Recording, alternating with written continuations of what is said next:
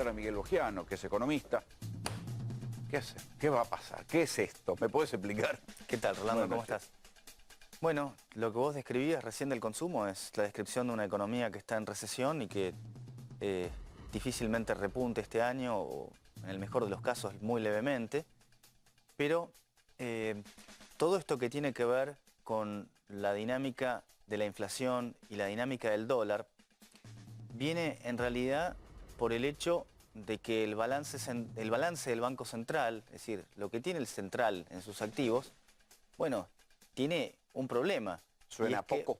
No es tanto que suena poco, sino que lo que antes eran las LEVACs, que todos sabíamos que era una bomba de tiempo, una bola de nieve, estrictamente mutó, se la redujo muchísimo vía licuación, pero el problema de fondo no se cambió, sino que se reempaquetó, y antes las LEVACs tenía acceso tanto a los bancos como a los individuos. Hoy a las LELIQ, que son las letras de liquidez, tiene acceso solamente los bancos. Pero también los fondos de inversión extranjeros, ¿o no? ¿A través de los bancos? A través de los bancos podrían tenerlo, sí. Pero estrictamente... Hay bicicleta, hay compra y especulación. Bueno, fíjate que en esto hay que también entenderlo bien. Tanto que se hablaba de que las LEVACs eran simplemente un vehículo de especulación, te diría que el grueso de la gente terminó perdiendo el LEVAC, salvo que terminó saliendo en mayo. Pero no me quiero meter tanto en eso. Lo importante es que la dinámica que vos tenés es que las LELIQ lo que están haciendo es incentivar a que la gente coloque sus pesos en plazo fijo. Acá hay 1 billón de pesos en plazo fijo. ¿Es sostenible eso? Y lo que tenés que preguntarte, fíjate algo que decían recién, que el dólar está estable hace 5 o 6 meses. Pero la inflación no. Pero no solo eso, a mí más que me preocuparía que el dólar esté estable hace 5 o 6 meses, porque la persona que tiene pesos en plazo fijo, lo único que hace es mirar de reojo el dólar y ver en qué momento se va a empezar a mover. Dice, porque más todos sabemos que tarde o temprano la inflación termina reacomodándose con el dólar. Bueno, exactamente. Entonces cuando vos tenés un dato tan malo de enero y un dato todavía peor de febrero, y uno fíjate marzo... el esfuerzo que tiene que hacer el Banco Central con la tasa de interés para convencer a la gente que se quede en pesos, y todavía no queda claro que ello haya sido exitoso, porque esta semana la suba de tasa fue casi de 6%, 588 puntos básicos, y el dólar apenas se retrajo un poquito. Es decir que hay que ver cómo termina absorbiendo el mercado esto, y yo siempre marco que lo que hay que ver es lo que dice el mercado, que vota todos los días, y para eso el dinero institucional se mueve en los bonos. Y el bono que tiene más liquidez de Argentina es el Bonar 24 en dólares, y ese es como el termómetro donde el mercado vota todos los días si le crea al programa o no le crea al programa, y ha perdido credibilidad. E incluso hoy, que el dólar cayó y que subieron las acciones argentinas en los Estados Unidos en el orden del 4 o 5%, el bono principal de Argentina en dólares arrancó 1,5 arriba y terminó ligeramente en negativo. Sí, eso es muy importante. Si el consumo baja, como está cayendo drásticamente, ¿por qué siguen subiendo los precios? Si se supone que no hay más emisión, ¿qué es lo que está fallando? Bueno, vos dijiste bien, esto de que se supone que no hay más emisión, porque la emisión la tenés metida en los intereses de estas letras de liquidez, porque queda a la vista que es emisión futura que va a llegar tarde o temprano, y ahí empieza el juego de las expectativas. Para vos poder controlar la inflación... ¿Cómo llegan los precios? Porque los precios siguen subiendo. Baja el consumo de lácteos, suben los lácteos. Baja el consumo de fideos, suben los fideos. Los precios siguen subiendo, eso es correcto, pero me parece que hay una cuestión de expectativas principalmente, porque acordate que empecé casi diciendo que para que un banco central pueda ser creíble y básicamente le crean en lo que dice que va a hacer, que es algo que Sandleris no heredó, porque Sandleris llegó a un banco central sin credibilidad y sin reputación, vos tenés que poder tener un balance sano. Y el balance del Banco Central es que debe un montón de títulos, debe esas letras, y es una deuda que algún día va a tener que pagar. Que algún día va a tener que pagar. Entonces, es muy difícil creerle a una autoridad monetaria que te dice que va a poder controlar la inflación cuando tiene un Banco Central que no está en buenas condiciones. ¿Por qué el gobierno no para de subir las tarifas? Es una buena pregunta, porque... Que es un balde de nafta sobre la inflación todos los meses. Pero más allá del balde, más allá del balde sobre la inflación, es un balde sobre sus chances electorales. Definitivamente hemos recuperado, esto hay que decirlo, no por mérito del gobierno, sino por mérito de todos los privados que pagamos tarifas más caras, la posibilidad de tener energía propia y desarrollo de energía. Pero en buena parte lo que antes era subsidio del gobierno, ahora lo estamos pagando los... Que nosotros estamos subsidiando a las petroleras. No necesariamente. A las gasíferas. No necesariamente. Hay, sí. ¿A quién estamos subsidiando? No es que estamos subsidiando, estamos pagando el costo y en algunas cosas se está subsidiando el desarrollo de algunas actividades y a mí me parece que la suba de tarifas pretende ser una zanahoria para que poder conseguir inversiones que son multimillonarias, que vos necesitarías para Vaca Muerta, que necesitarías del orden de los 30.000 millones de dólares.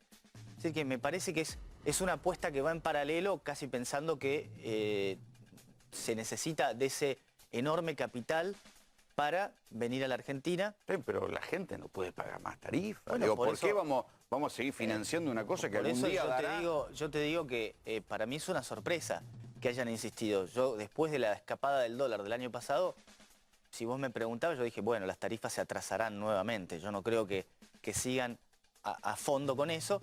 También hay que tener en cuenta que como Argentina es la tierra de los vivos, cuando vos pagás la tarifa de gas o de luz, si te pones a ver, en ninguna jurisdicción es lo mismo porque una intendencia le carga alguna cosa, otra intendencia le carga otra, una provincia. Es decir, la voracidad política hace que en la boleta de luz y de gas, además, estemos pagando impuestos de todos los colores que son difíciles de identificar o de discriminar. ¿Quiénes son los ganadores con el gobierno?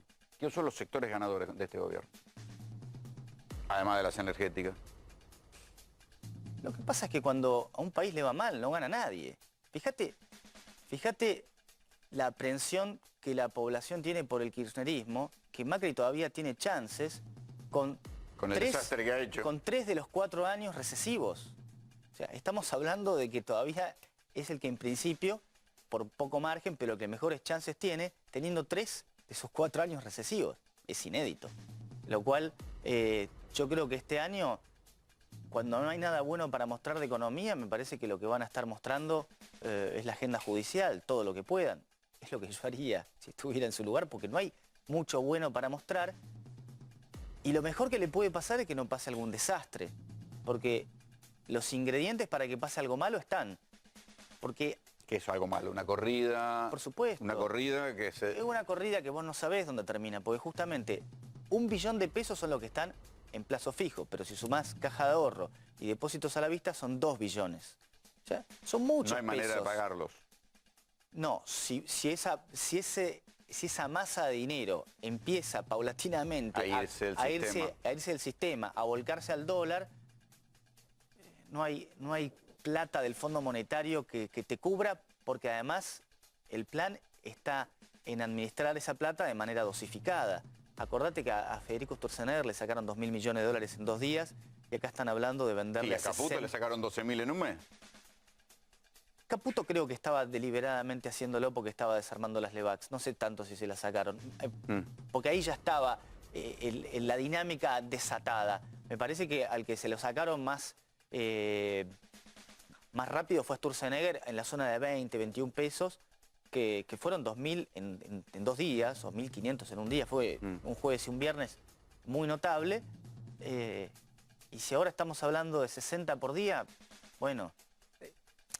¿Te parece que no alcanza? Esto, el 60 millones por día es lo que anunció los jóvenes que iban a poder bancar. Si te viene una situación de maremoto, no te alcanza, obviamente. Si te viene una situación de corrida, obviamente que no te alcanza. Pero la dificultad para los economistas es que no hay manera de saber ni en qué momento, ni si se va a producir. Lo único que podemos decir... Está bien, es que lo se va a único que producir. podemos decir es que la probabilidad aumenta. ¿Y por qué? Porque justamente vos dependés de que coincidan decenas de miles de voluntades de gente que tiene plazo fijo que vos no sabés en qué momento puedan decidir irse al dólar. Ahora, lo que sí sabés es que si después de tanto tiempo el dólar está fijo y la inflación no paró. Y la inflación no paró. Y ellos lo que ganan, porque la tasa del ELIC está en 64%, pero la del plazo fijo está bastante más abajo. Así que ellos mensualmente, déjame redondear, ganan más o menos 3,5% por mes. Es lo que el dólar te recorre en un día o en 2 días en el momento que se desboca. Entonces el que está sentado en pesos dice, ¿hasta cuándo voy a querer seguir jugando el juego de cobrar intereses en pesos? ¿Y hasta cuándo voy y en qué momento voy a decir, ya está, suficiente lo jugué y me dolarizo para defenderme? No te ayuda tampoco la incertidumbre electoral, que no sabes si Cristina va o no va, quién es el candidato del peronismo Pero olvídate federal. un poco de la política. Supongamos que el gobierno pudiera mantener el dólar más o menos quieto con este esquema de tasas altas y poder apagar el incendio vendiendo dólares. Supongamos que igual en algún momento a este gobierno o al otro le puede estallar la bomba. ¿Cómo se desarma la bomba? Lo que tendrías que tener es muchos dólares. Muchos dólares para limpiar todos esos pesos que sobran. Son los pesos que le sobraban a Federico Sturzenegger en el principio, que lo fueron armando y lo fueron armando, porque el Banco Central... maquinita, es emisión. Sí, porque el Banco Central en realidad, cuando llegó el gobierno, prácticamente no tenía reservas. Cero. ¿Entendés? Cristina se las había llevado y había dejado un papelito que decía, le debo la plata. Que esas son las letras intransferibles que tiene el Banco Central. Eso es lo que pasó. Lo hizo contablemente con bastante elegancia, pero es eso. Entonces recibieron un Banco Central quebrado. Ahora, ellos fueron los que decidieron decir, no, está todo bien, acá no pasó nada, y nunca comunicaron esas cosas. Pero esa es la realidad. Recibieron un Banco Central en paupérrimas condiciones. Ahora, ¿cómo lo resolvés en lo inmediato? Bueno, necesitas dos vías. O vos unilateralmente le decís a los bancos, las LELIQ te las voy a pagar en X tiempo y de otra manera, o vas a tener que inyectar una suficiente cantidad de dólares para limpiar todos esos pesos que nadie quiere. En cualquier caso hay una bomba activada, para este o para el próximo gobierno. Una bomba de deuda interna, no digamos ya lo que tiene que pagar deuda externa. En cualquier caso tenés un problema grave adentro del Banco Central que están tratando de patear la pelota, yo creo que cuentan los días hasta octubre, ¿no? Chinti. Te quería hacer una pregunta, dos preguntas en realidad. Una es que escuchamos a un montón de funcionarios decir no estamos emitiendo, no estamos emitiendo, no estamos emitiendo. Y todas las personas que nos dedicamos a esto hablamos de lo mismo que hablas vos, de emisión diferida. ¿Son o se hacen? Es la primera pregunta. O sea, ¿es una cuestión discursiva y un intento de negar la realidad tapando, digamos, el teléfono bajo el papel o la basura sobre la alfombra, bajo la alfombra? ¿O de verdad ellos ven algo que nosotros somos muy ignorantes y no vemos? ¿Hay emisión o no hay emisión? La segunda, la gente que puso guita y se mantuvo en pesos, no la que puso, la que se mantuvo en pesos los últimos 2 años. En términos de valor real, si es algo que vos podés contestar, porque es una pregunta que por ahí tiene demasiada complejidad. ¿Cuánto ganó? O sea, el tipo que puso hace 2 años guita en pesos y se quedó en pesos. ¿Ganó plata, salió hecho, ganó mucha, ganó poco? Y la otra es, ¿o no se hacen? La primera, yo no sé si poner en no se hacen, pero es una ilusión. Realmente, lo de la base monetaria cero me parece más un eslogan que una realidad. La no emisión. Porque lo estás teniendo en las LELIQ. Fíjate que hay algunas cosas que son buenas que están haciendo, que es no adelantos. El Banco Central no va a financiar más al Tesoro. Eso es bárbaro. Pasa? Cuando una buena medida es tomada tarde, no tiene ninguna efectividad. Y eso es lo que pasó. Casi que lo peor que le pasó al gobierno fue que llegaran y le pudieran prestar plata, porque no lo obligó a tener que hacer ningún cambio de fondo.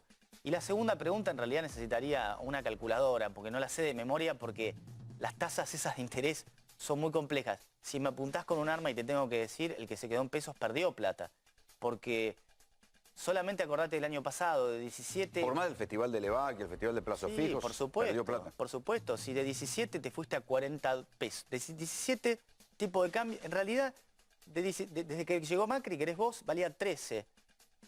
13 a 40, y bueno, lo tenés casi por 3, 200% que subió el dólar. O sea que el peso vale 1/3 de lo que valía antes. No te compensa, vos no acumulaste... Sí, no hay tasa que te lo pague. No acumulaste 200% de interés a lo largo de los 3 años que lleva el gobierno. ¿Te puedo hacer entonces una preguntita más? Sí. Por lo tanto, si el gobierno encontrara algún canal para ofrecerle a los propietarios de ese billón de pesos, que son en términos concretos 25.000 millones de dólares a 40, ¿no? Ajá. O sea, digo, es una cifra concreta, o 20.000 a 45. Quiere decir que si en la Argentina se encontrara una manera de invertir ese dinero en la economía real, generando una renta real del 5%, muchos te tiran la guita por la cabeza, porque en definitiva no ganaron el 5% anual real. Está bien, lo que pasa es que inversiones de renta real del 5%, créeme que no son fáciles de conseguir, mucho menos en un país que tiene impuestos de todos los colores. En la Argentina, para que una empresa gane plata, tiene que tener un margen bruto del 50%. Así que imagínate, para que empiece a ganar plata por todos los impuestos que tenés. Conceptualmente es buena la idea que vos decís, pero no se me ocurre una inversión que pueda absorber esa cantidad de dinero. ¿Cómo es eso? ¿La rentabilidad tiene que ser el 50%? Sí. Para que una empresa empiece a ganar plata, tiene que tener una rentabilidad bruta del 50%. Antes de pagar impuestos y todos los gastos. Demás. Claro, esa es la gran dificultad. Por eso la Argentina no crece. Porque tenés que ser mago para tener esa rentabilidad. Sí, es rentabilidad casi un negocio de mafia, digamos, arriba del 50%. Bueno, como no la tenés, las empresas que hacen... En negro. Porque no tienen otra... Entonces dicen, no, pero evaden. Y ellos tienen que decidir, ¿qué hago? ¿Evado o me fundo y no subsisto? Y corren el riesgo. Eso es lo que está pasando. Cuando vos tenés una presión tributaria tan alta, lo que tenés es esto. El que no evade es alguno que tiene actividades que les es más complicado, porque pueden tener algunos controles, más difícil. Cada actividad tiene sus vericuetos, los tendrá. Cada uno los sabrá más que otros. Pero, en definitiva... eso es lo que te está pasando. La Argentina no crece por eso. Yo escucho a algunos candidatos decir, hay que parar con el ajuste y hay que tratar de poner la agenda del crecimiento. Es un eslogan que suena bárbaro, pero lo que hay que hacer para eso es poder bajar los impuestos. Si Argentina es de los países del mundo que más presión tributaria tienen. Entonces, hasta tanto no podamos bajar los impuestos, las empresas no pueden ganar plata, no pueden contratar gente. Ese es el cambio estructural que se necesita. 50% de margen bruto necesita una empresa para empezar a ganar plata después de pagar todos sus impuestos. Miguel, gracias por venir.